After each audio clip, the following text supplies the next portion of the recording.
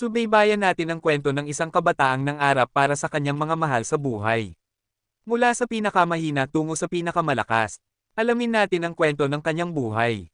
Kabanata 211 hanggang Kabanata 220. Kabanata 211. Karaniwan lang na may isang nilalang na may banal na dugo sa isang isla ng misteryo. Hindi nag-aalala si Hansen na baka mapahamak siya at umupo sa isang puno kung saan makikita niya ang nilalang na may banal na dugo, naghihintay na dumating ang tatlo. Sa loob ng kalahating oras, dumating na ang tatlo, mas mabilis kaysa sa inaasahan ni Hansen. Nakita rin ng tatlo ang malaanghel na nilalang na humanoid at nagkaroon ng parehong reaksyon tulad ni Hansen. Tumigil sila ng malayo sa nilalang at hindi naglakas loob na lumapit. Dollar, lumabas ka. Mag-usap tayo, umatras si anak ng langit at tumawag pagkatapos kumonsulte kay Thumb at Wang Fu Pingching. Malinaw na natatakot din sila sa nilalang na iyon at nag-aalala rin na baka samantalahin sila ni Hansen. Hindi sila pinansin ni Hansen. Lumipas ang kalahating araw at hindi naglakas loob si anak ng langit na pumasok sa mga bundok. Dollar, mag-usap tayo. Wala sa atin ang makikinabang kung wala tayong gagawin. Nag-aalala si anak ng langit. Kung ibang banal na dugo na hayop ang kaluluwa, malamang napakakawalan niya ito. Gayunpaman, napakabihira ng isang humanoid na banal na dugo na hayop na kaluluwa. Kung mapalampas niya ito, baka hindi na siya makakakita ng isa pa sa buong buhay niya. Matapos siyang mag-evolve at makapasok sa santuwaryo ng ikalawang Diyos, mas mahihirapan siyang makakuha ng isang humanoid na hayop na kaluluwa. Kaya kahit na kinasusuklaman ni anak ng langit si Dollar, hiniling pa rin niyang makipagtulungan sa lalaki. Nag-isip si Hansen at iwinagayway ang kanyang mga pakpak para lumabas. Alam ni anak ng langit na naroon siya, kaya hindi nahahawakan ng batang master ang nilalang na may banal na dugo. Kaya, wala nang gaanong pakinabang si Hansen dito. Anak ng langit, sabihin mo kung may gusto ka sa akin, sigaw ni Hansen mula sa malayo. Dollar, bibigyan kita ng 50 milyong dolyar para tulungan akong patayin ang nilalang, ngunit akin ang hayop na kaluluwa, sabi ni anak ng langit. Bibigyan kita ng 50 milyon para sa hayop na kaluluwa. Pinigilan ni anak ng langit ang kanyang pagmumura at sinabi, ano ang gusto mo kapalit ng hayop na kaluluwang ito? Sabihin mo ang presyo mo. Isang banal na dugo na hayop na kaluluwa, sabi ni Hansen. Dollar, nakakakuha lang ako ng banal na dugo na hayop na kaluluwa sa pamamagitan ng pagpatay sa nilalang na ito. Hindi ba't masyadong sakam ka? Gusto nang patayin ni anak ng langit si Hansen sa sandaling iyon. Hindi ko na kailangang sabihin sa iyo ang halaga ng isang humanoid na banal na dugo na hayop na kaluluwa, tama ba? Dollar, isang humanoid na hayop na kaluluwa ay talagang mahalaga, ngunit masyadong mataas ang hinihingi mo. Paano kung magkompromiso tayo? Bibigyan natin ng 100 milyon para sa hayop na kaluluwa, nakangiti ng sensual si Wang Fu Pingching at sinabi. Hindi ako interesado sa pera. Isang banal na dugo na hayop na kaluluwa o manalo ang pinakamagaling na lalaki o babae. Ikaw ang magdedesisyon, sabi ni Hansen ng may determinasyon. Dahil hindi mo alam ang lugar mo, kailangan kitang turuan, biglang humangal si anak ng langit at gumalaw para atakihin si Hansen. Tinawag din ni Wang Fu Pingching ang kanyang pana at palaso at bumaril ng 7 palaso kay Hansen ng sabay-sabay. Nagpasya si Hansen na huwag sayangin ang oras sa kanila at lumipad palayo. Gayunpaman, walang hangin sa isla at hindi sapat ang bilis ni Hansen para mawala sa kanila. Nilihis din ng mga palaso ni Wang Fu Pingching si Hansen at binagal siya. Anak ng langit, kung ipinapangako mong bibigyan mo ako ng banal na dugo na hayop na kaluluwa ngayon, hindi pa huli. Kung hindi, magsisisi ka, sigaw ni Hansen. Ang tanging pagsisisi ko ay hindi ko pa napapatay ka noon, sabi ni anak ng langit, kinagat ang kanyang mga ngipin.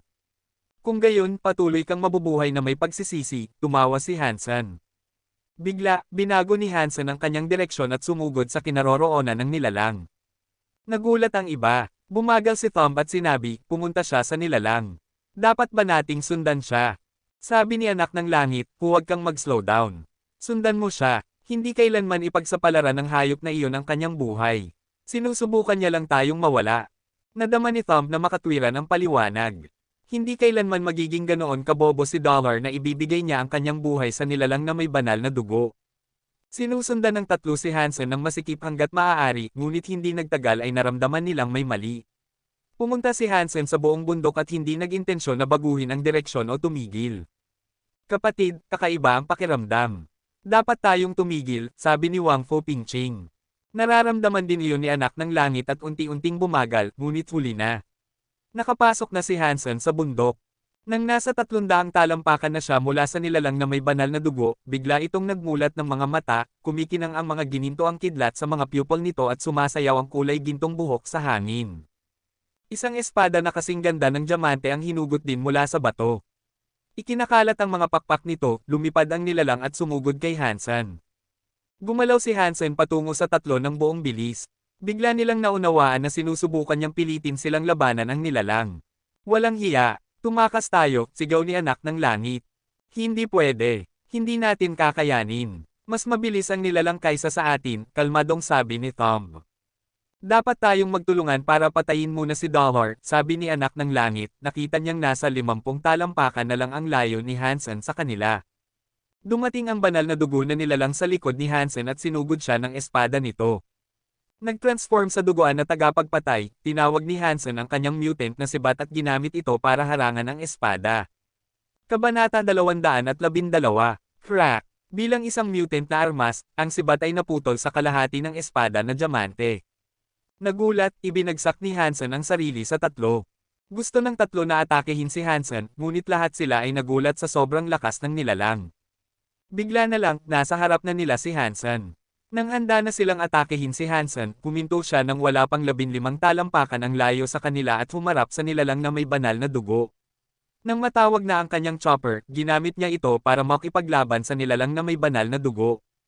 Ang chopper ay isang karaniwang nakikitang armas ng hayop na kaluluwa, kaya hindi siya nag-aalala na baka malaman ng mga tao kung sino si Dollar mula rito. Crack! Ang chopper ay naputol din sa kalahati ng espada na diamante. Bumagsak si Hansen sa lupa at umiwas sa espada ng nilalang. Ngayon, ang nilalang na may banal na dugo ay nakaharap sa tatlo.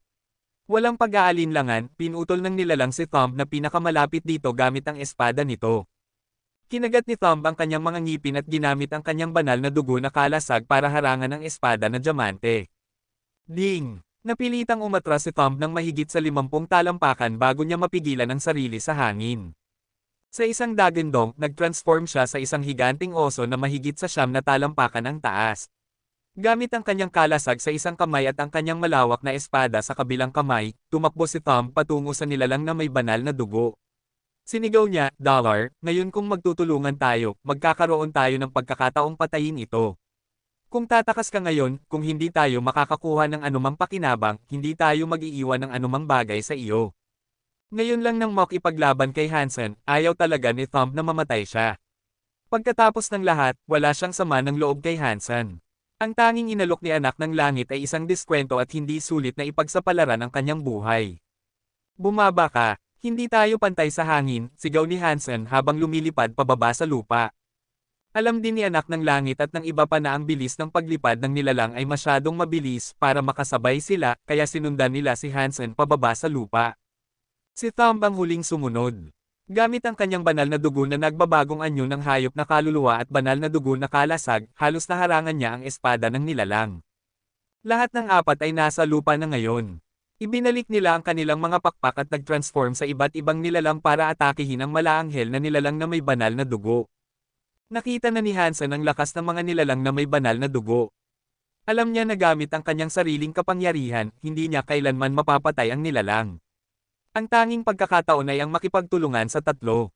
Kailangan din niyang subukang patayin ang nilalang habang kaya pa nilang mag-transform dahil masyadong malakas ang malaanghel na nilalang. Si Thumb ay isang higanting oso na ngayon.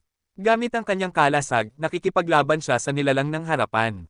Ang malalim na marka ay naiwan ng espada na diamante sa banal na dugo na kalasag. Ginawa ni anak ng langit ang sarili sa isang malaking leon. Hindi nag-transform si Wang Fu Pingqing, ngunit nagpapaputok ng mga palaso mula sa malayo para limitahan ang saklaw ng paggalaw ng nilalang. Nang walang isang humanoid na nagbabagong anyo ng hayop na kaluluwa, hindi niya magagamit ang armas na pinakamahusay niya kung pipiliin niyang mag-transform. Kahit na inaatake ng apat ang nilalang, hindi pa rin sila nakagawa ng malaking pinsala. Nakahanap si Hansen ng pagkakataon para putulin ang nilalang, ngunit ang kanyang mutant na kutsilyo ay hindi man lang nakabasag sa baluti nito. Damn it! Kung wala akong banal na dugo na armas, hindi ko kailanman mapapatay ang nilalang na ito. Nalungkot si Hansen. Ang kailangan niya lang ngayon ay isang banal na dugo na armas.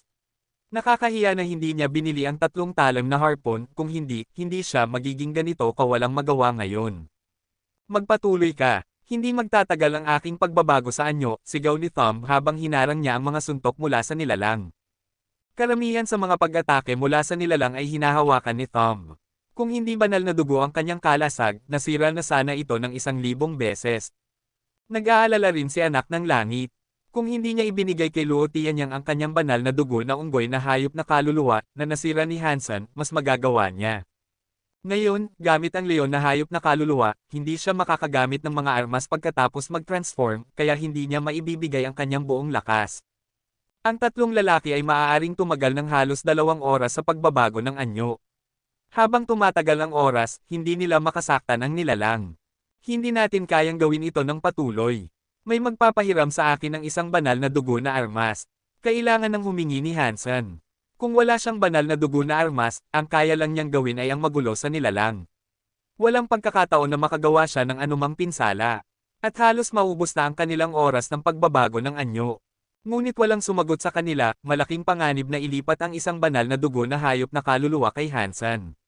Sino ang nakakaalam kung tatakas siya sa sandaling makuha niya ang hayop na kaluluwa? Kahit na hindi siya tumakas, walang gustong makita siyang papatayin ang nilalang. Dahil hindi natin ito kaya, dapat na tayong umuwi. Dahil maubos na ang oras ng pagbabago ng anyo, tumalikod si Hansen para umalis sa Isla ng Misteryo. Kung wala si Hansen, hindi kailanman matatalo ng iba ang nilalang. Gamit ang depensa ni Thumb, umalis din sila sa Isla ng Misteryo.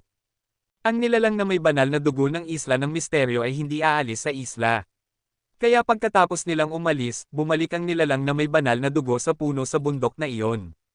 Nabigo ang plano na salakayin ang nilalang na may banal na dugo. Pagkatapos ng ilang talakayan, bumalik ang tatlo sa kanlungan dahil hindi sila naniniwala na pupunta si Hansen para hanapin ang nilalang mag-isa. Hindi iyon kayang patayin ng isang tao. Kahanga-hanga. Ang hayop na kaluluwa ng nilalang na ito ay dapat nakahanga-hanga. Bumalik si Hansen sa Isla ng Misteryo pagkatapos magdilim. Kailangan niyang patayin ang nilalang na ito, kung hindi, ang kanyang katana at 2 mutant na armas ay masisira ng walang kabuluhan. Sa katunayan, mayroon siyang isang banal na dugo na armas, na ang banal na dugo na paru-paro na boomerang. Gayunpaman, ito ay isang beses na armas. Kung hindi niya kailangang, hindi gagamitin ni Hansen ito. Kabanata 213. Kung ibang banal na dugo na nilalang lang ang nakaharap kay Hansen, hindi niya gagamitin ang banal na dugo na paru-paro na boomerang. Pagkatapos ng lahat, magiging malaking sayang iyon dahil walang sino man ang makakapaggarantiya na makakakuha siya ng hayop na kaluluwa mula sa isang nilalang. Gayunpaman, ang banal na dugo na nilalang mula sa Isla ng Misteryo ay tiyak na magbubunga ng isang hayop na kaluluwa. Bilang karagdagan, mayroon din itong banal na dugo na kagamitan, na mas mahusay kaysa sa gintong palako ng duguan na tagapagpatay, na masyadong mabigat dalhin at hindi gaanong matalim. Kahit na hindi niya mailabas ang espada mula sa santuwaryo ng Diyos, magagawa niyang ibenta ito sa isang napakataas na presyo. Kung mapapatay niya ang nilalang na ito, makakakuha siya ng parehong hayop na kaluluwa at kagamitan. Kaya kahit nagagamitin niya ang kanyang banal na dugo na paru-paro na boomerang, magiging isang magandang pakikitungo iyon. Pagbalik sa bundok, nakita ni Hansen ang banal na dugo na nilalang sa ilalim ng puno, ang mga kamay nito ay nasa hawakan pa rin ng espada na diamante at nakapikit muli ang mga mata nito. Wala siyang oras para magbigay pansin sa araw. Ngayon sa ilalim ng liwanag ng buwan at mga bituin, napansin niya kung gaano kaganda ang nilalang na ito. Tiyak na isang babae siya. Ang jade na baluti ay sumasakop sa kanyang katawan, ngunit ipinapakita pa rin ang kanyang mahahabang binti at mga kurba. Ang puting mga pakpak at mahabang kulot na buhok ay nagpapaganda sa kanyang magagandang tampok sa mukha. Magandang ngunit malayo, siya ay talagang parang anghel. Kung hindi niya nakita kung gaano kagaling siyang lumaban, mag-aatubili pa si Hansen na sakta ng isang napakagandang nilalang. Napaklakas niya, isang pagkakataon lang ang meron ako. Kung hindi ako magtagumpay, baka hindi na ako makatakas. Pinag-iisipan ni Hansen kung aling hayop na kaluluwa ang dapat niyang gamitin. Ang isang banal na dugo na hayop na kaluluwa na baluti ay hindi sapat. Maaaring mapanatili siyang buhay, ngunit ang kailangan niya ngayon ay ang patayin ang nilalang. Tinawag ang Reyna ng Engkanto. Ang katawan ni Hansen ay natakpan ng pulang baluti at lumitaw ang ruby na korona sa kanyang ulo. Ang kanyang itim na buhok ay naging kulay ginto. Tinawag din ni Hansen ang sungay na pana at mutant na itim na stinger arrow. Kumpiyansa si Hansen sa kanyang kakayahang itago ang kanyang mga intensyon, ngunit nang tumutok siya sa nilalang, bigla itong nagmulat ng mga mata na puno ng gininto ang kidlat. Whoosh! Ang espada na diamante ay hinugot mula sa bato at pinutol si Hansen. Hindi binaril ni Hansen ang itim na Stinger arrow. Hindi niya nagawa. Sa sandaling maputol ang arrow ng espada, masisira ito. Ang arrow na ito ay nagkakahalaga kay Hansen ng maraming pagsisikap at ayaw ni Hansen na masira ito tulad ng mutant na si Bat at Chopper. Habang pinapanood ang banal na dugo na nilalang na papalapit sa kanya, naramdaman niyang parang hindi siya kasing bilis ng dati. Ang kakayahan ng Reyna ng Engkanto ay nagpalit sa mga aksyon ng nilalang sa mabagal na paggalaw sa kanyang mga mata. Habang pinapanood ang espada na pinuputol ang kanyang sarili, biglang binawi ni Hansen ang kanyang pana at arrow at gumawa ng isang napakabilis na galaw. Sparticle, ang footwork na pinaghirapan ni Hansen ay sa wakas nagamit. Kahit na ang espada ng banal na dugo na nilalang ay hindi sapat ang bilis para sundan ang kanyang katawan. Sa halip na umatras, pinalapit ni Hansen ang distansya sa pagitan niya at ng nilalang. Ang banal na dugo na paru-paro na bumirang ay lumitaw sa kamay ni Hansen at itinapon sa nilalang. Sa isang hindi malamang na landas, ang boomerang ay lumapit sa nilalang sa isang kisap mata at halos mapuputol ang lalamunan nito. Gayunpaman, kahit na sa ganoong kalapit na distansya, nagawa pa rin ng banal na dugo na nilalang na ibalik ang kanyang espada at ihampas ito sa paru-paro na boomerang. Sa sandaling bago mahawakan ng espada ang boomerang, biglang sumisid ang boomerang at pagkatapos ay pinutol ang lalamunan ng nilalang mula sa ibaba. Boom! Ang nakakatakot na asul na apoy ay sumabog at tinakpan ang buong katawan ng banal na dugo na nilalang. Halos parang dumadaan siya sa nirvana. Ang anghel na ito ay hindi isang palakaibigang anghel. Naliligo sa apoy, sinusubukan pa rin niyang atakehin si Hansen. Gamit ang parehong Reyna ng Engkanto at Sparticle, nagawa ni Hansen na iwasan ang lahat ng kanyang pag-atake. Sa katunayan, ang bilis at lakas ng nilalang ay hindi na maihahambing sa dati dahil sa kanyang pinsala. Unti-unting bumagal siya at nahulog ang kanyang espada sa lupa ng may clank. Ang kanyang katawan ay naging ilaw at nagkalat tulad ng mga alitap-tap. Pinatay ang banal na dugo na nilalang na banal na anghel. Nakuha ang hayop na kaluluwa ng banal na dugo na banal na anghel. Hindi nakakain ang karne. Talagang isang anghel siya. Tuwang-tuwa si Hansen. Hindi siya masyadong nagulat sa katotohanang nakakain ang karne. Nabasa na niya noon sa online na ang mga banal na dugo na nilalang sa Isla ng Misteryo ay malamang na hindi nakakain. Binalot ang espada na diamante ng tela na inihanda niya, umalis si Hansen sa Isla ng Misteryo sa dilim. Si Anak ng Langit ay dapat pa ring nag-iisip kung paano patayin ang banal na anghel. Walang paraan na malalaman niya na pinatay ko na ito. Talagang mausisa akong makita ang mukha niya kapag naghanda na siya ng lahat at walang nakita na nilalang doon. Bumalik si Hansen sa steel armor shelter ng masayang masaya. Inilagay ang espada na diamante sa mesa, hindi na siya makapaghintay na suriin ang kanyang bagong nakuha na hayop na kaluluwa ng banal na anghel. Kabanata 214. Isang dalagitan na may mahabang maitim na buhok ay nakatayo ng walang sapin sa paa sa harap ni Hansen, nakasuot ng puting damit, ang kanyang mga mata ay kumukurap.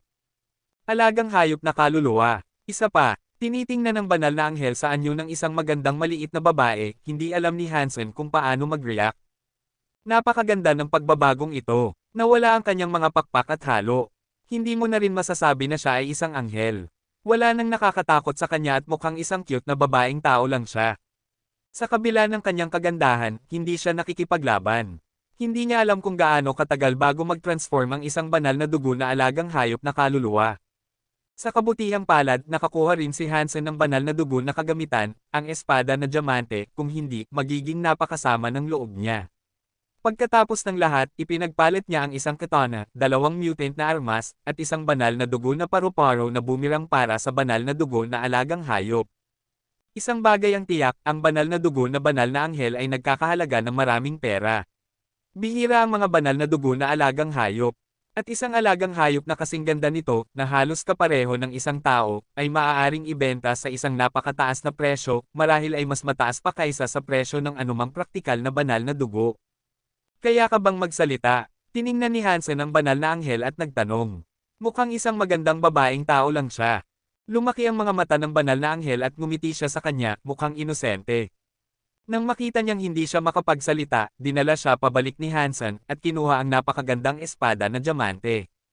Ang espada na diamante ay parang isang eskultura ng yelo at bahagyang mas mabigat kaysa sa isang espada na bakal. Iwinagayway ni Hansen ang espada at naisip niyang napakadaling gamitin. Napakagandang espada. Talagang sulit ang halaga nito. Mas lalong nagiging komportable si Hansen sa pagwagayway ng espada, iniisip na mas madaling gamitin kaysa sa katana. Tungkol sa talas at tibay ng espada, walang duda, dahil kaya nitong putulin ang kanyang banal na dugo na baluti. Kahit na ang banal na dugo na kalasag ni Thumb ay naiwan ng malalim na marka, habang ang espada mismo ay buo pa rin. Madaling isipin kung gaano ito kagaling. Nakakahiya na hindi maibabalik ang espada tulad ng isang banal na dugo na hayop na kaluluwa. Maaari ko lang itong dalhin at gamitin dito sa santuwaryo ng Diyos, naisip ni Hansen. Ang espada ay may isang napakagandang hitsura. Dahil nakita na ito ni anak ng langit, Wang Fu Pingqing at Thumb, magiging malaking problema kung gusto niyang gamitin ito sa hinaharap. Magagamit niya lang ito kapag nagpanggap siyang si Dollar. Kung hindi, maaari nilang hulaan na si Hansen ay si Dollar. Pag-alis sa santuwaryo ng Diyos, agad na tumunog ang comlink ni Hansen's. Nang makita ang numero ni Wang Fu Pingqing, nagalit si Hansen. Dahil sa babaeng ito, galit pa rin sa kanya ang kanyang kasintahan. Matapos sagutin ang tawag, gusto niyang makipag-usap ng matinong salita kay Wang Fu Pingqing, ituro sa kanya ang tama at mali. Habang binubuksan lang niya ang kanyang bibig, naging walang salita siya. Si Wang Fu Pingqing ay nasa bubble bath. Natatakpan ng bula, nakikita lang niya ang kanyang mga braso at ang tuktok ng kanyang mga globo, na nagpabilis pa rin ng tibok ng kanyang puso. Kapatid na Han, may ginagawa ka ba? Habang tinatanong niya, itinaas niya ang isa sa kanyang mga binti at sinimulang haplusin ito. Nararamdaman ni Hansen na malapit ng damyugo ang kanyang ilong. Hinawakan niya ang kanyang ilong at seryosong sinabi, binibini Wang Fu Pingqing, may kailangan ka ba sa akin? Kung wala, kailangan ko nang umalis. Hindi maiwasang magtapon si Hansen ng isa pang sulyap sa kanyang binti. Siyempre kailangan kita. Alam mo bang may isang isla ng misteryo na lumulutang sa itaas ng Steel Armor Shelter ngayon? Nakangiti ng sensual si Wang Fu Pingqing. Siyempre alam ko iyon. Pero hindi ako makakapunta doon dahil wala akong banal na dugo na pakpak. Kinabahan si Hansen. Iyon ay isang problema na madaling lutasin. Maaari kitang pahiramin ng isang lumilipad na hayop na kaluluwa. Humarap si Wang Fu Pingqing sa tubig at lumapit sa comlink. Tinitingnan ng malapitan ng kanyang puting mga globo, malapit na siyang sumabog. Nagmamadaling sinabi ni Hansen, huwag mo akong biruin. Bakit mo ako pahiramin ng isang napakahalagang banal na dugo? Hindi ako nagbibiro. Kung gusto mo, maaari kang pumunta at kunin ito ngayon. Buksan ang aking pinto, sabi ni Wang Fu Pingqing, kumukurap. Maaari mong sabihin kung ano ang gusto mo dito at ngayon. Hindi naniniwala si Hansen na magiging ganoon kabait si Wang Fu Pingqing. Dahil hindi ka pupunta, dapat tayong maghanap ng lugar para mag-usap. Paano ang cafeteria sa seksyon A? Sabi ni Wang Fu Pingqing. Hindi, mas gusto kong mag-usap sa kanlungan. Dahil oras na ng almusal, kung may makakita kay Wang Fu Pingqing at sa kanya na magkasama, hindi niya kailanman mapatunayan ang kanyang kawalang kasalanan. Kahit na si Wang Fu Pingqing ay sexy at kasing ganda ni Jianran, si Jianran ang mas gusto ni Hansen. Masyadong matalino si Wang Fu Pingqing. Kahit na maganda siya, nakakapagod makipag-usap sa kanya. Pinatay ang kanyang comlink, bumalik si Hansen sa Steel Armor Shelter at naghintay kay Wang Fu Pingqing sa kanilang napagkasunduang lugar. Hindi isang bimbo si Wang Fu Pingqing. Sa kabaligtaran, mas matalino siya kaysa sa sino mang kilala niya. Nang unang dumating siya sa Steel Armor Shelter, nagpanggap siyang hindi kilala si anak ng langit para matulungan ng batang master na itaas ang presyo ng maraming hayop na kaluluwa. Kaya, ang banal na dugo na lumilipad na hayop na kaluluwa ay naibenta sa isang mataas na presyo kay Lin Beifeng. Dahil sa hitsura ng isla ng misteryo, kailangan itong bilhin pabalik ni anak ng langit mula kay Lin na nagtapos sa paggawa ng ilang pera. Ang isang babaeng tulad nito ay hindi siya yayayain sa isang date ng walang dahilan. Gusto niyang makipag-usap sa kanya tungkol sa banal na dugo na nilalang sa isla ng misteryo. Alam niyang wala na ang banal na anghel ngayon na hindi alam ng ibang tao at naghahanda pa rin silang manghuli sa nilalang. Marahil ay makakakuha pa ako ng isang bagay mula dito, sabi ni Hansen sa kanyang sarili. Gayunpaman, hindi pa rin siya sigurado kung paano nagkakilala si anak ng langit at Wang Fu Pingqing. Kabanata 215. Umupo sa isang bato, nakita ni Hansen si Wang Fu Pingqing na papalapit. Nakasuot ng kalahating baluti, palda at bota, nakalantad ang mga hita ni Wang Fu Pingqing. Napakaganda ng kanyang figure kaya kinabahan si Hansen at napalunok. Kapatid na Han, matagal ka na bang naghihintay? Lumapit si Wang Fu Pingqing kay Hansen, iniikot ang kanyang buhok at sa isang malandi na paraan. Binibining Wang Fu Pingqing, maaari mo akong tawaging kapatid, pero pwede bang alisin mo ang salitang maliit? Tanong ni Hansen, medyo naiinis. Kung tatawagin mo akong ate, sabi ni Wang Fu Pingching nang nakangiti.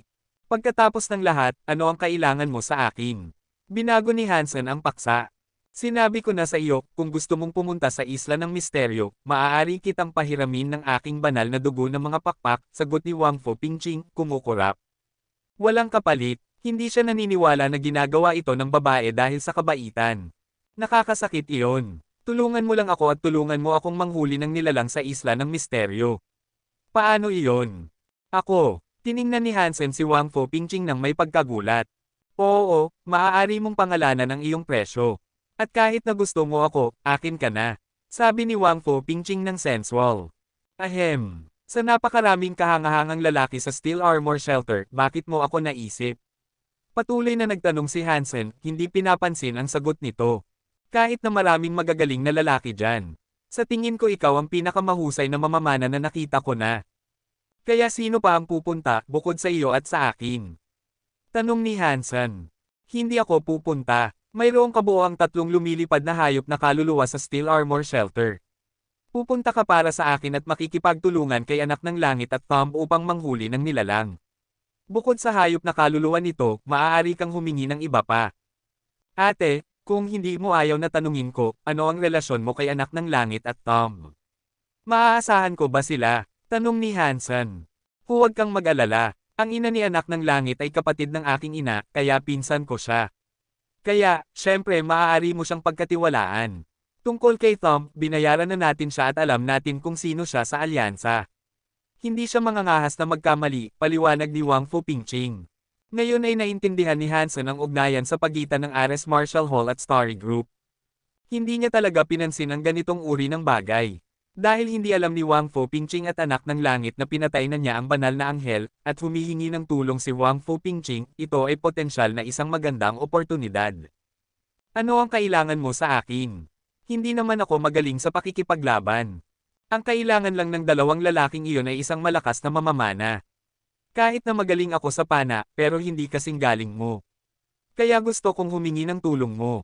Ipaalam mo sa akin kung may gusto kang kapalit, nakangiting sabi ni Wang Fu Pingching. Nagkunwaring nag-iisip si Hansen sandali at sinabi, gusto kong bumili ng banal na dugo na hayop na kaluluwa na armas.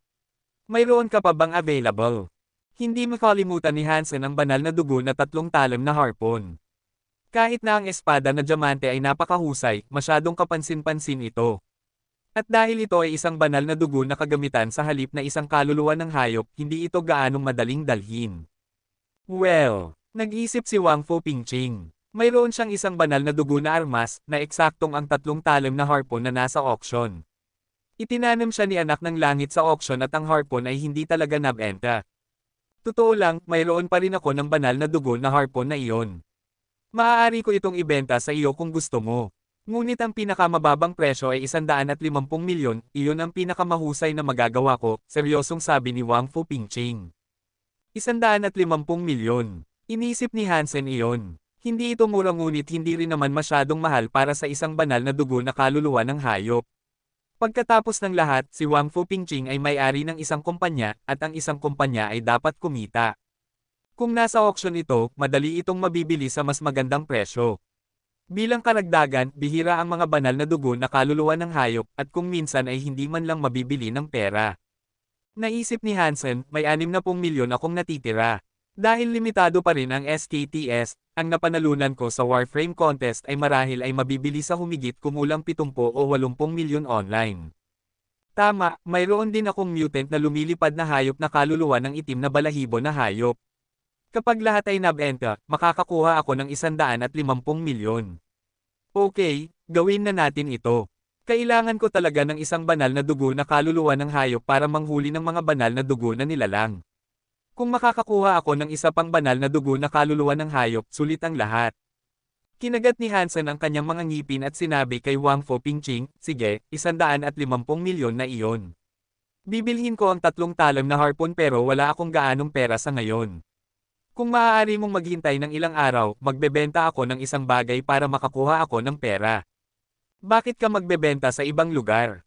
Nakalimutan mo na ba ang ginagawa ko? Sabihin mo kung ano ang gusto mong ibenta at bibigyan kita ng magandang presyo para sa mga iyon.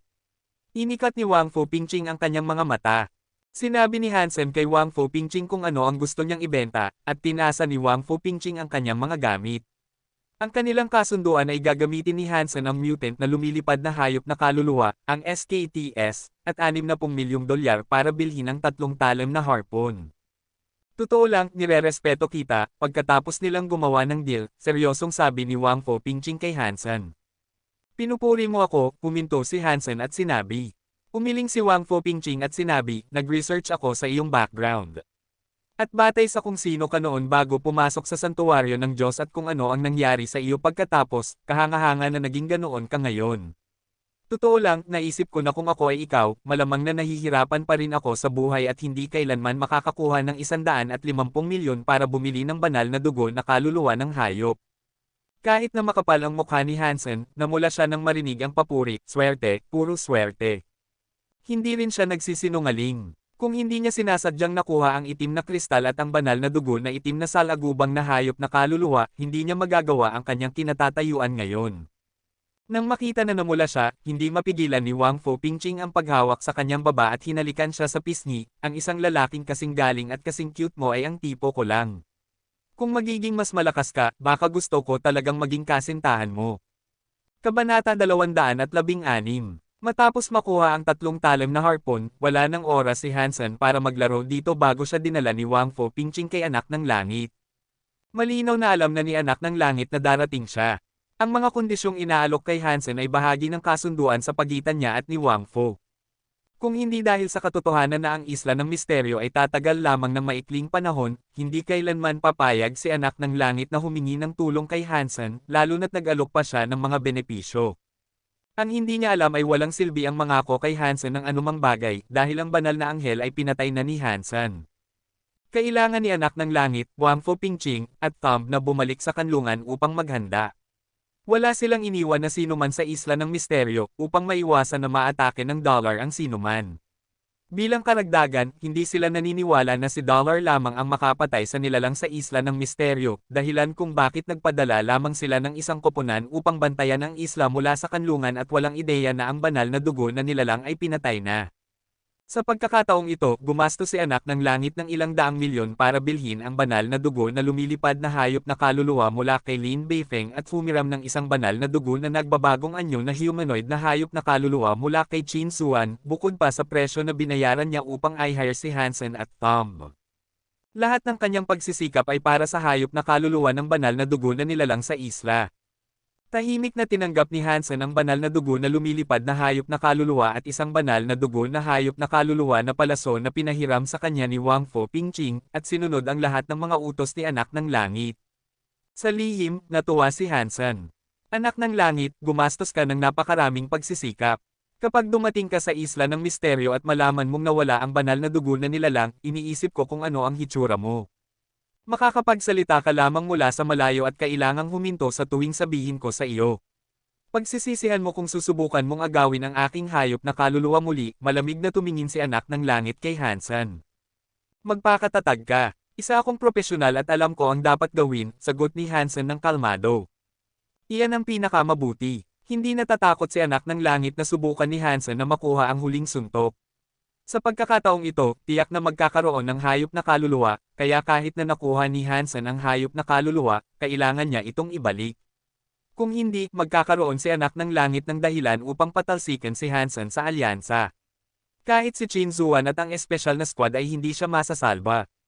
Lahat ay handa na at dinala ni Anak ng Langit si Thumb at si Hansen upang lumipad patungo sa Isla ng Misteryo muli.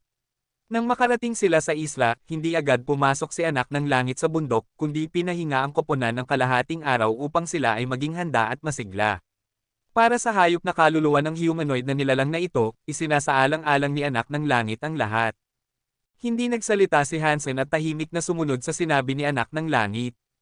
Inaasam lamang niyang makita ang pagkabigo ni Anak ng Langit nang malaman niyang nawala na ang banal na anghel.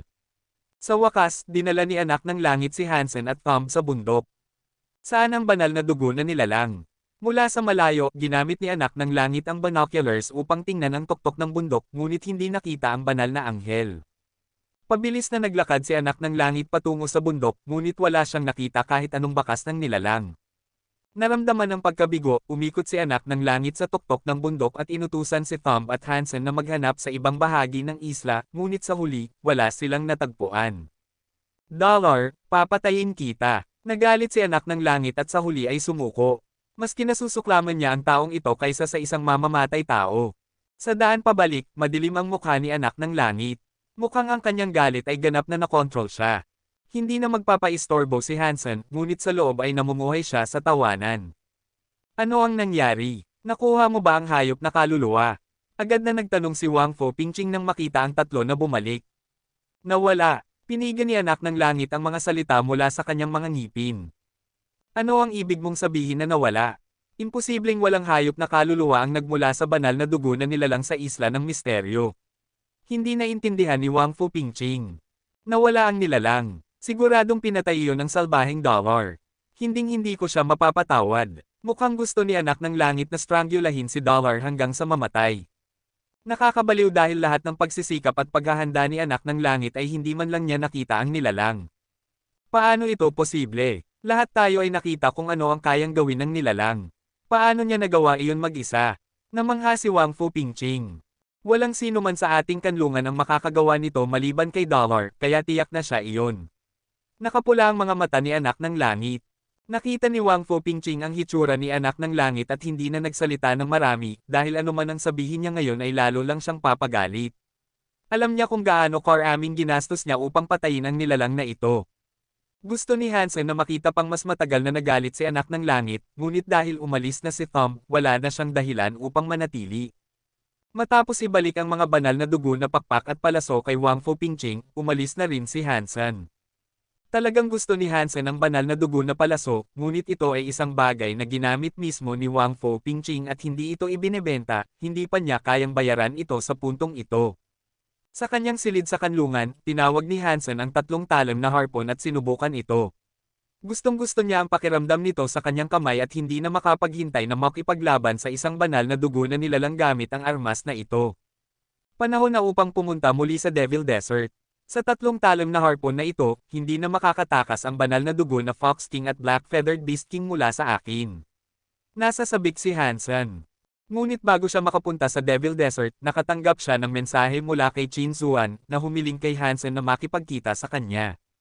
Medyo kakaiba ang kanyang boses at hindi niya sinabi kung tungkol saan ito na nagbigay kay Hansen ng pagkalito. Hindi ito dapat kaugnay ng espesyal na squad, kung hindi, sinabi na niya ito. Wala nang maisip si Hansen kung ano ang kailangan ni Qin Zuan na ipagawa sa kanya. Sa parehong oras, hawak ni Qin Zuan ang ilang papel at may kakaibang ekspresyon sa kanyang mukha. Bakit si Professor Bai mula sa Saint Hall ang pumili kay Hansen? Bulong ni Qin Zuan sa kanyang sarili habang binabasa ang mga ito. Kabanata 217, hindi bago kay Qin Zuan ang Saint Hall. Bagamat bahagi ito ng militar, mayroon itong espesyal na katayuan. Laging pinapansin ng lahat ng departamento sa militar at maging ng mga puwersa sa labas ng militar ang Saint Hall ng mabuti. Ito ay dahil sa mga Hyper-Geno Arts na binuo ng organisasyon. Kahit sa loob ng militar, ang mga lisensya na ginagamit upang bumili sa Saint Hall ay limitado. Para sa mga nagtatrabaho sa Saint Hall, mas mahigpit ang kontrol. Ang mga security clearance ay ibinibigay lamang pagkatapos ng sobrang mahigpit na pagsusuri. Bilang isang prestihiyosong propesor at maestrong nasa Saint Hall, si Bai Yishan ay isa sa mga leader ng Saint Hall. Nakakagulat na isip ni Bai Yishan na ilipat si Hansen upang magtrabaho bilang kanyang katulong. Nang makipag-ugnayan siya sa pamunuan ng espesyal na squad, lahat sila ay labis na nagulat. Kasing gulat ni Qin Zuan. Sa parehong oras, mas naging kumpiyansa siya sa kanyang pagpili ng talento. Ngunit, ayaw ni Qin Zuan na mawala si Hansen. Ang orihinal na plano niya ay hilingin si Hansen na pamunuan ang squad matapos siyang makapasok sa ikalawang santuwaryo ng Diyos. Bagamat siyang manli ay may kakayahan, wala siyang kakayahang mamuno at nakakapagdesisyon ng labis na hindi nakakatulong sa koponan. Gayunpaman, hindi pa nagpasya si Qin Zuan dahil gusto niyang marinig ang opinyon ni Hansen. Kung nais niyang pumunta sa Saint Hall, hindi niya ito pipigilan. Pagkatapos ng lahat, para sa karamihan ng mga tao, ang Saint Hall ay nangangahulugang maliwanag na hinaharap. Pumasok ka. Nakita ni Qin Zuan si Hansen sa labas ng kanyang opisina at sinabi. Si Hansen ang pinakamahalagang hiyas na natagpuan niya sa Steel Armor Shelter. Medyo sakam at duwag siya, ngunit ang kanyang pag-unlad ay mas mabilis kaysa sa inaasahan niya. Nang makita si Chin Zuan na nakangiti sa kanya, medyo natakot si Hansen. Hansenador, magaling ang iyong naging performance kamakailan. Nakangiti si Chin Zuan kay Hansen. Sa ilalim ng iyong gabay. Mabilis na sagot ni Hansen. Magandang sinabi. Lumino ang ngiti ni Chin Zuan. Lalo pang nainip si Hansen.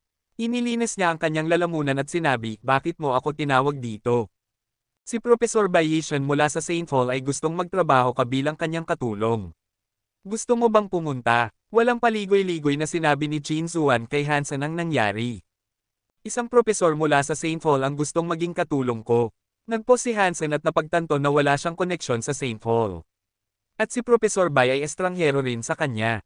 Isang pangarap ng maraming tao ang makapagtrabaho para sa St. Paul, lalo na sa ilalim ni Professor Bayesian. Isang mahusay na oportunidad at dapat mo itong pag-isipan. Nakangiti si Chin Zuan. Gusto niyang gawing kahalili si Hansen, ngunit kung hindi siya interesado, walang silbi na panatilihin siya. Ano sa tingin mo? Tiningnan ni Hansen si Chin Zuan at nagtanong. Nararamdaman niyang medyo kakaiba dahil hindi pa siya nakakarinig tungkol sa propesor na ito. Si Hansen ay palaging nagdududa sa mga alok na tila masyadong maganda. Siyempre, sa tingin ko ang St. Paul ay isang magandang lugar. Mas mataas ang sahod kaysa sa espesyal na squad, at magkakaroon ka rin ng pagkakataong matutunan ang maraming advanced hyper-geno arts. Bukod dito, makikipagtulungan ka kay Professor Peter na isang awtoridad. Kung magiging katulong ka niya, magkakaroon ka ng mas mataas na katayuan kaysa sa akin. Kaya, sa tingin mo dapat akong pumunta. Isinasaalang-alang ni Hansen. Sa kabaligtaran, umaasa akong manatili ka, umiling si Chin Zuan. Alam mo na mataas ang inaasahan ko sa iyo. Siyempre gusto kong magpatuloy ka sa pagiging bahagi ng squad. Sa loob ng ilang buwan, magiging evolver ako at makakapagpasok sa ikalawang santuwaryo ng Diyos. Irekomende kita bilang aking kahalili upang pamunuan ang squad. Sige, susunod ako sa iyo. Determinadong sagot ni Hansen. Sa St. Paul, maaaring maraming benepisyo, ngunit naramdaman pa rin niyang may kakaibang nangyayari. Bukod dito, nag-e-ensayo siya ng Jadescan. Kung maglalakad siya sa paligid ng mga eksperto sa hyper-geno arts araw-araw, maaaring mapansin nila iyon. Naniniwala si Hansen na batay sa kanyang mga kredensyal at kaalaman, mas malamang na maging ginipig siya sa isang lugar tulad ng St. Paul. Hindi siya pupunta kahit na hindi siya pinipigilan ni Chin Zuan na manatili sa squad. At ngayon, nakakatulong din siya kay Chin Zuan, kaya't ito ay parang dalawang ibon sa isang bato. Nagniningning ang mga mata ni Chin Zuan. Hindi niya inaasahan na sumang-ayon si Hansen nang napakabilis at isuko ang isang mahusay na oportunidad dahil sa kanyang sinabi. Ang galing mo, tama ang pinili ko. Excited na sinabi ni Chin Zuan at hinampe si Hansen sa balikat. Ipatuloy mo ang magandang trabaho. Bagamat ang pamumuno sa squad ay maaaring hindi kasing glamoroso ngayon, mas mahihirapan ka sa St. Paul dahil sa glass ceiling doon. Makakaasa ka na hindi mo pagsisisihan ang desisyong ito ngayon. Hindi ko iniisip ang mas malalim. Basta't makasama kita, ayos na iyon para sa akin, mabilis na sagot ni Hansen. Namula si Chin Zuan at naisip ang mga salita ni Hansen nang hypnotisan siya. Well, hindi nakita huhulihin dito. Habang pinapanood si Hansen na umalis, naisip niya, napakabata niya, kung hindi, baka isaalang-alang ko siyang manliligaw. Kabanata 218, si Bayesian ay nagsagawa ng due diligence kay Hansen. Sa kanyang antas ng security clearance, nagawa ni Bayesian na makita ang mga classified files at natuklasan na si Hansen ay isang miyembro ng espesyal na squad. Ang natuklasang ito ay magandang balita para sa kanya dahil medyo madali para sa St. Paul na ilipat ang isang tao mula sa militar. Bagamat ang espesyal na squad ay iba sa mga ordinaryong sundalo, madali pa ring makamit ito. Ngunit, ang tugon mula sa espesyal na squad ay nagpahinto kay Bay. Nakakunot ang kanyang noo at naisip, tinanggihan niya. Magdudulot ito ng ilang problema. Kung si Hansen ay isang ordinaryong sundalo, madali lamang na puwersahin ni Bayesian ang kanyang paglilipat. Ngunit dahil si Hansen ay nagtatrabaho para kay Chin Zuan, kahit si Bay ay hindi makaisip ng magandang paraan upang mapasama si Hansen sa kanya. Dahil hindi ko magamit ang opisyal na pamamaraan, kailangan kong mag-isip ng mas malikhaing paraan upang mapag-aralan niya ang Yin Yang Blast. Hindi susuko si Bayesian at handang makita ang Yin Yang Blast na mapagbawalan. Muling sinuri ni Bayesian ang profile ni Hansen at malalim siyang nag-iisip. Bumalik si Hansen sa paaralan at tinawagan ang numero ni Jian Ran. Bagamat nakuha na niya ang isang banal na dugo na hayop na kaluluwa na armas, hindi siya pumunta sa pangangaso dahil ang nilalang na pinakain niya ng itim na kristal ay malapit nang mag-evolve sa isang banal na dugo na nilalang. Ayaw niyang lumayo masyado sakaling hindi niya makain ang nilalang sa tamang oras. Ano ang ginagawa mo? Nakita ni Hansen si Jianran sa holographic image at nagtanong na may ngiti. Hindi mo ba nakikita? Naglalaro ako ng Hand of God. Sinubukan ni Jianran na maging cool. Saan ka? Pupunta ako roon agad. E6. Kung wala kang oras, huwag ka nang pumunta. Patuloy na naglalaro si Jianran. Nandyan na ako sa loob ng 5. Inilagay ni Hansen ang telepono at pumunta sa E6. Naisip ni Jianran, kung hindi ka pumunta, hindi kita mapapatawad. Hey, girl, ang galing mo. Madali ang natagpuan ni Hansen si Jianran. May mga mas mahusay na manlalaro kaysa kay Jianran sa campus, ngunit kakaunti lamang. At hindi nila gustong talunin siya o hindi naglalaro sa Battle.net. Hindi kasi masaya ang maglaro sa campus. Nagsasalpukan ako sa Skynet platform. Ang player na ito ay magaling. Natalo niya ako ng 3 beses, bawat pagkakataon ay higit sa 10 puntos, sabi ni Jianran. Anong virtual room ka? Hayaan mong makaganti ako sa iyo. Naghahanda si Hansen na umupo sa isa sa holographic equipment. Gamitin mo ang aking account. Tumayo si Jianran at inialok sa kanya ang kanyang upuan. Umupo si Hansen, ngunit hinayla siya pabalik sa kanyang mga tuhod. Bitawan mo ako. Namula si Jianran at nagkunwaring lumaban. Huminto ka. Kung aalis ka, paano mo makikita ang hustisya? Yamakap siya mula sa likuran, inanyayahan si Hansen na ipagpatuloy ang laro. Paano ka makakagalaw ng ganito? Kung matalo ka, hindi kita mapapatawad, sabi ni Jianran.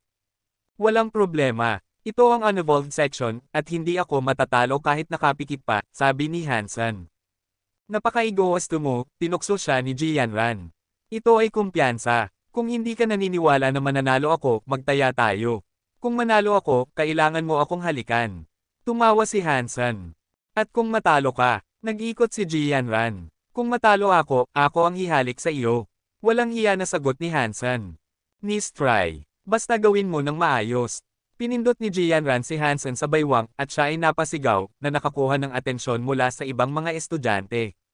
Nakita ng mga estudyante ang magkasintahan at lahat ay ngumiti ng may kahulugan na nagpasimula kay Jianran na lalo pang mamula. Huminto ka. Tinakpan niya ang bibig ni Hansen ng isang kamay at naramdaman ang isang halik sa kamay na iyon. Kinailangan ni Jianran na bawiin ang kanyang kamay. Sa pagkakataong ito, lumabas ang isang prompt sa holographic machine at sinabing tinanggihan ng kalaban na maglaro muli. Habang nagtataka ang magkasintahan kung bakit tinanggihan ng player na ito, nakita nila ang isang mensahe mula sa kanya. Ikaw ba si Jianran mula sa Black Hawk? Nang makita ang mensahe, tumingin si Hansen sa kanyang kasintahan ng may pagdududa. Tumanggaw ang huli at naguguluhan. Nakatugma ako ng random sa kanya. Hindi ko man lang kilala ang ID na ito. Baka siya ay mula sa ating paaralan. Sinuri ni Hansen ang ID name, na medyo mayabang, The Third Hand of God. Tanungin mo kung siya ay mula sa ating paaralan. Konti lang ang mga manlalaro sa antas na ito at alam ko ang lahat ng kanilang mga ID names. Ang isa ito ay hindi isa sa kanila, sabi ni Jianran. Nang handang sumagot si Hansen, nakita niya ang isa pang mensahe mula sa kalaban. Ako si Lu Botaw mula sa Hand of God Society sa Alliance Central Military Academy. Ang palayaw ko ay Three-Handed King.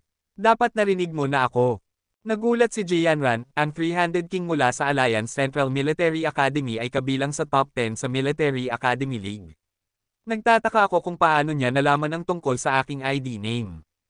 Walang halaga kung paano niya nalaman iyon, hindi ko papayagan ang isang lalaking nakatingin sa aking kasintahan na makaligtas ng madali. Ngumiti si Hansen at nagpadala ng mensahe, hindi ako makikipagkaibigan sa mga mas mahina sa akin. Nagpadala ng mensahe si Lu Botaw, natalo kita ng 4 na beses, bawat pagkakataon ay higit sa 10 puntos. At tinatawag mo akong mahina. Kanina pa akong kumakain at kakatapos ko lang, sagot ni Hansen. Haha, sige, maglalaro tayo ng isa pang round. At tingnan natin kung ano ang sasabihin mo kapag natalo ka ulit, sabi ni Lu Botaw, nagpadala ng imbitasyon upang makipaglaban. Agad na nag-click si Hansen ng oo at nagsimula ang countdown. Kabanata 219. Ano ang ginagawa mo? Ngumiti si Jianran at nagtanong. Wala, tinatanggal ko lang ang lahat ng kanyang pagnanais na maglaro ng Hand of God. Kailangan niyang magbayad sa pagnanais na agawin ka, sabi ni Hansen habang nakakunot ang mga mata. Hindi nagsalita si Jianran ngunit namula.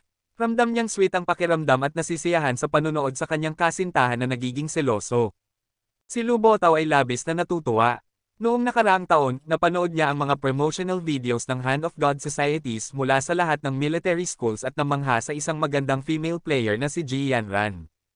Gayunpaman, hindi nakipagkompetensya ang Blackhawk laban sa Alliance Central Military Academy, at hindi pa nga sila kabilang sa top 8. Kaya, wala siyang pagkakataon na makilala si Ji Yanran. Kailangan ni Lu Botaw na magtanong sa paligid upang malaman ang ID ni Ji Yanran sa Skynet gaming platform. Nang gusto niyang maging kaibigan siya, natuklasan niyang nakatakda ang kanyang privacy setting para tanggihan ang lahat ng friend requests. Halos nakalimutan na ni Lu Botaw ang pagkabigo na iyon at bigla na lamang siyang nakatugma kay Ji Yanran ngayon sa system. Hindi niya agad napansin na siya iyon sa simula at inisip na magaling lang ang kanyang mga kalaban. Nang tingnan niya ang kanyang ID, natuklasan niyang ito ay ID ni Ji Yanran. Pinipigilang ipagkalat ang kanyang saya, natalo niya siya ng ilang beses upang ipakita ang kanyang lakas bago siya nag-text sa kanya at nagtanong kung siya si Ji Yanran. Nang malaman na siya iyon, lalo pang natuwa si Lu Botaw.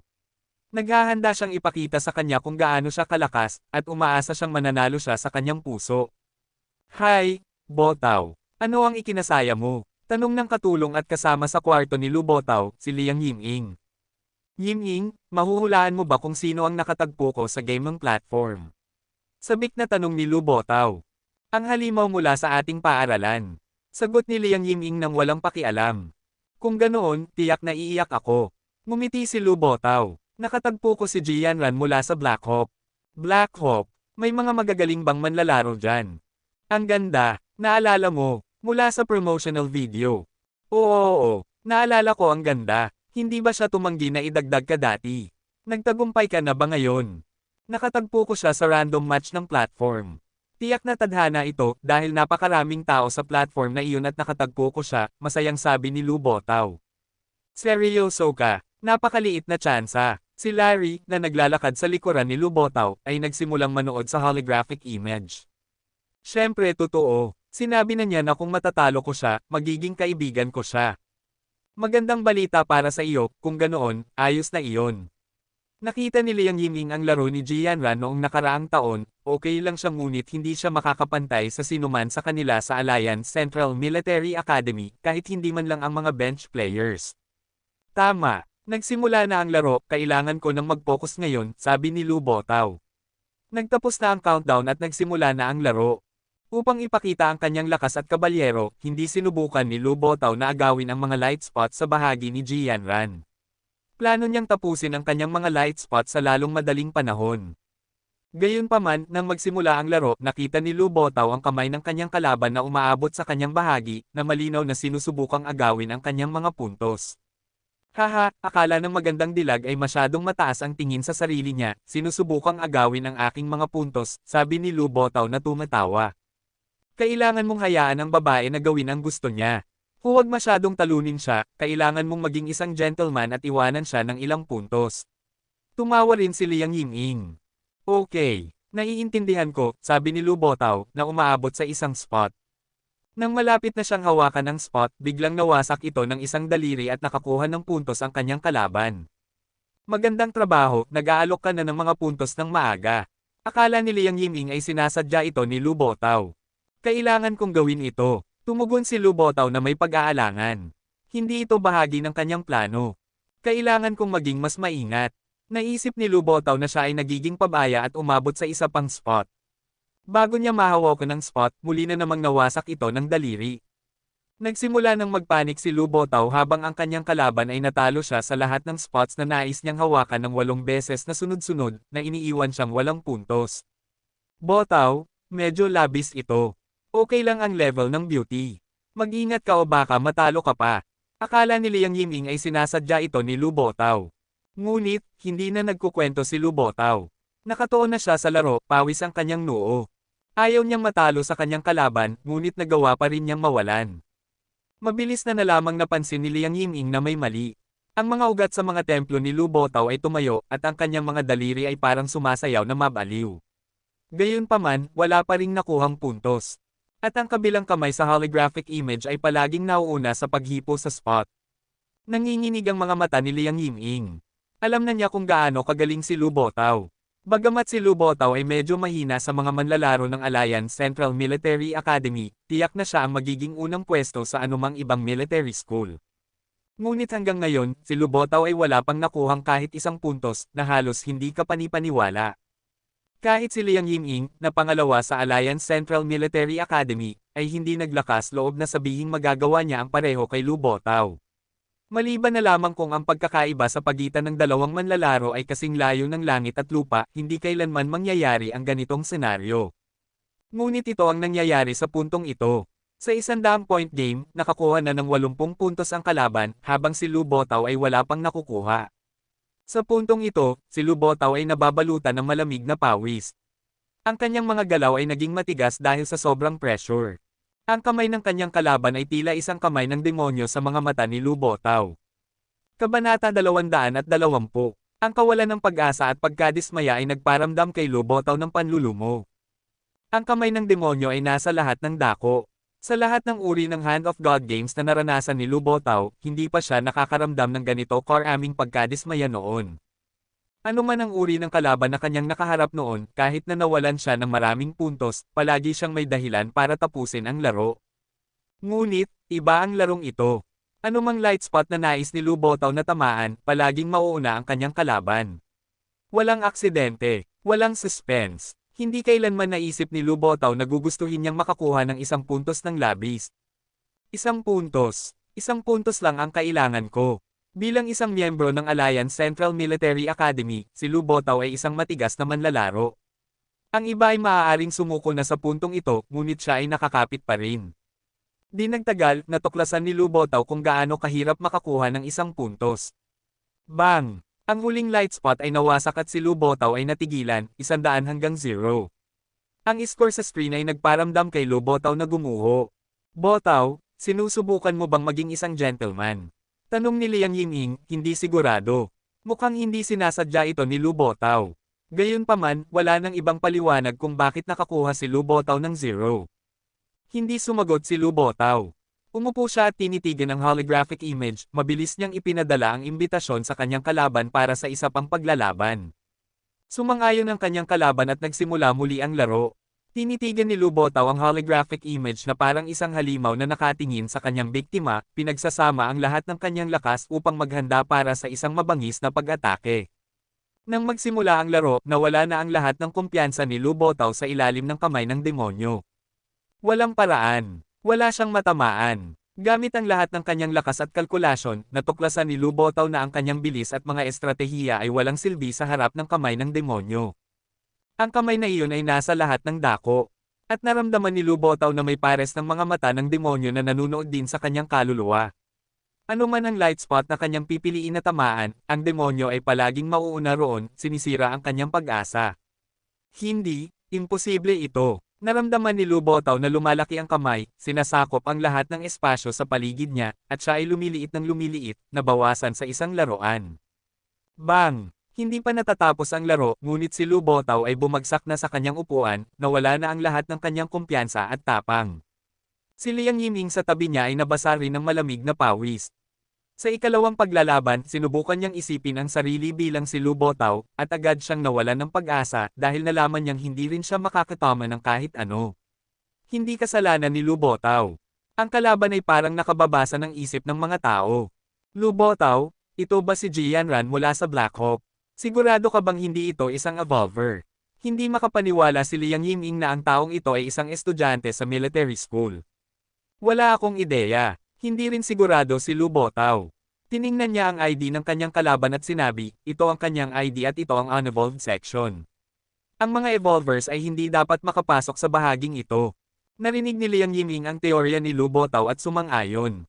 Kung ang kalaban niya ay isang evolver, ang taong iyon ay ipadadala sa ibang seksyon. Ngunit ang ilang mga evolver na hindi pa nakarehistro sa Alliance ay maaari pa ring makapasok sa unevolved section. Kaya iyon ay isang posibilidad. Kung ang taong ito ay unevolved, masyadong nakakatakot. Marahil ang halimaw lamang mula sa ating paaralan ang makakapantay sa kanya, sabi ni Liang Yiming. Sino ka? Umupo si Lu Botaw at nagpadala ng text sa kanyang kalaban. Parehong tinitigan ni na Lu Botaw at Liang Yiming ang holographic image, naghihintay sa sagot.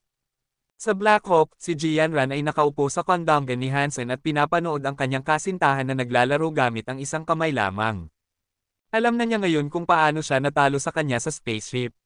Ang kanyang bilis at prejudgment ay tila higit pa sa magagawa ng isang tao. Mula sa kanyang anggulo, ang kanyang mga sumasayaw na daliri ay halos parang mga daliri ng isang pianista. Kinakabahan ako. Nang matapos ni Hansen ang laro, huminga ng maluwag si Jianran. Paano? Bulong ni Hansen sa kanyang tenga.